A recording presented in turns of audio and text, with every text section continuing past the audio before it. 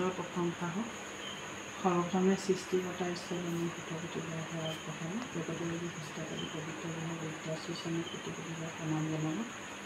মই শিৱসাগৰ জিলা ডিমৌ লাচিনগৰৰ পৰা কৈছোঁ। মোৰ নাম শ্ৰীমতী অনু চেতিয়া। মোৰ এটা সাক্ষ্য আছে। মোৰ ভতিজাটোৰ ল'ৰাটোৰ হাৰ্টৰ প্ৰব্লেম হৈছিলে।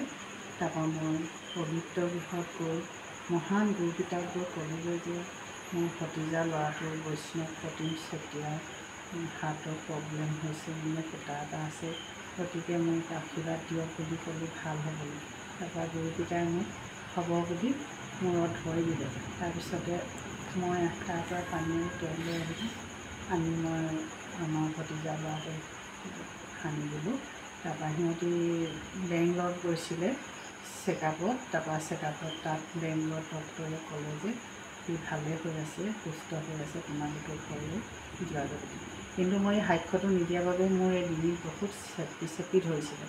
গতিকে মই গুৰু প্ৰভু যীশুক মই জনাই দিছোঁ যে আমাৰ ভতিজা ল'ৰাটো এতিয়া সুস্বাস্থ্য হ'ল আৰু যাতে আশীৰ্বাদ কৰা ভৱিষ্যতেও যাতে ল'ৰাটো ভাল হৈ যাতে ভাল কাম এটা কৰি মেলি পায়, চাকৰি এটাও পায়, যাতে আশীৰ্বাদ কৰে।